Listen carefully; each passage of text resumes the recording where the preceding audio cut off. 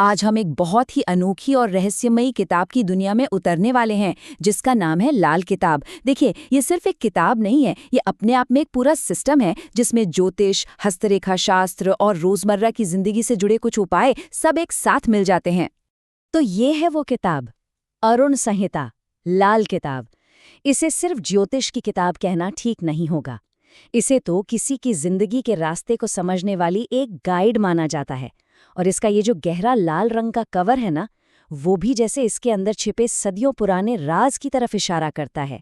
जरा एक पल के लिए सोचिए, क्या हो अगर किसी को अपनी ही जिंदगी का एक ब्लूप्रिंट मिल जाए, एक ऐसा नक्शा जो हमारी ताकत, हमारी चुनौतियां और हमारी छिपी हुई संभावनाओं को साफ साफ दिखा दे। लाल किताब कुछ ऐसा ही करने का दावा करती है। लेकिन सवाल ये है कि ये अनोखा ज्ञान आखिर आया कहाँ से? देखिए, लाल किताब कोई आज की चीज नहीं है। इसकी जड़ें इतिहास और हमारी संस्कृति में बहुत बहुत गहरी हैं।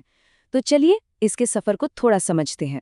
अब ये जानना बहुत दिलचस्प है कि ये किताब, जिसे आज हम ज्यादातर हिंदी में पढ़ते हैं, असल में उर्दू में लिखी गई थी। ये सुनने में एक छोटी सी बात लग सकती है, लेकिन ये हमें इसकी सांस्कृतिक विरासत के बारे में बहुत कुछ बताती है। तो ये किताब किसी एक परंपरा की देन नहीं है, बल्कि ये तो एक संगम है, एक खूबसूरत मिश्रण। इसकी नींव रखी गई है प्राचीन वैदिक ज्योतिष के सिद्धांतों पर। फिर इसमें उर्दू और फारसी की लोक परंपराओं से हस्तरेखा और कुछ बहुत ही खास उपाय जोड़े गए। और फिर 1999 में जब इसका हिंदी संस्करण आया, तो ये ज्ञान हम जैसे बहुत से लोगों तक आसानी से पहुंच गया। ठीक है, तो ये तो हुई इतिहास की बात, पर यह सिस्टम काम कैसे करता है? लाल किताब के केंद्र में कुछ बहुत ही दिलचस्प कॉन्सेप्ट्स हैं, जो जिंदगी का ये ब्लूप्रिंट बनाने में हमारी मदद करते हैं। आइए इन्हें एक एक करके समझते हैं।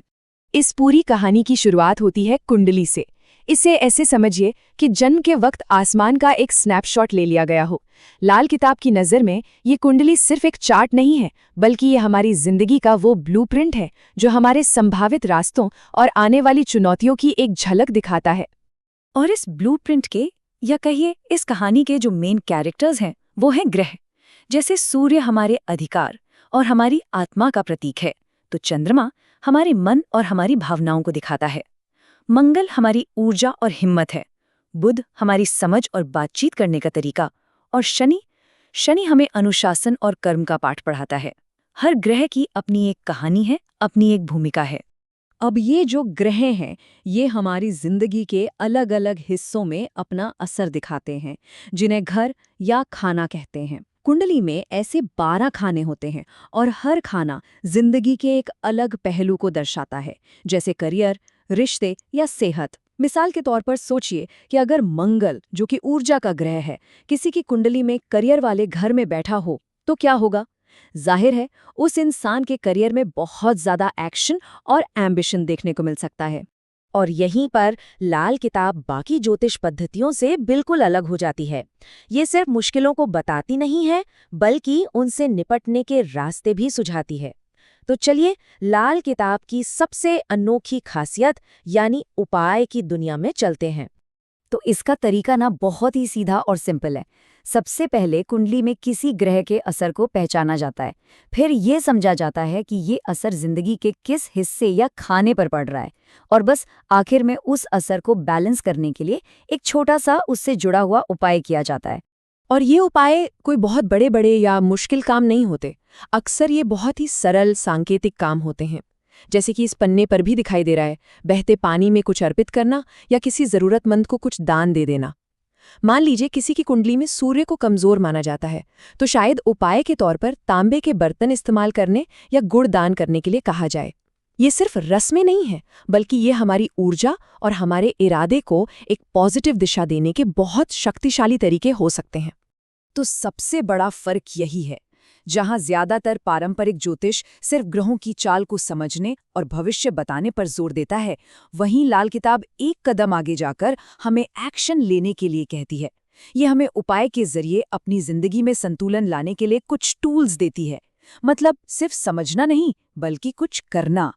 तो सवाल ये है कि इस पुराने ज्ञान से आज के दौर में क्या सीखा जा सकता है, भले ही कोई ज्योतिष को मानता हो या न मानता हो। चलिए 3 खास बातों पर गौर करते हैं। पहली सीख है आत्म जागरूकता, मतलब इस ब्लूप्रिंट को भविष्य का फैसला न मानकर खुद को बेहतर समझने का एक जरिया माना जाए। दूसरी सीख है संकेतिक कामों की ताकत को समझना। छोटे छोटे नेक इरादे से किए गए काम, जैसे किसी पक्षी को दाना डालना, हमारी सोच और हमारी एनर्जी में एक पॉजिटिव बदलाव ला सकते हैं। और तीसरी और सबसे जरूरी बात, ये याद रखना कि जिंदगी का जहाज चलाने वाला नाविक कौन है। किताब एक नक्शा हो सकती है, लेकिन जहाज का कंट्रोल हमेशा हमारे ही हाथ में होता है।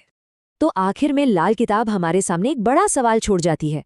ये हमें जिंदगी का एक नक्शा तो दे सकती है, जो हमें रास्ते की मुश्किलें और मौके दिखा सकता है, लेकिन उस नक्शे पर रास्ता तय करने वाला कंपास, वो किसके हाथ में है?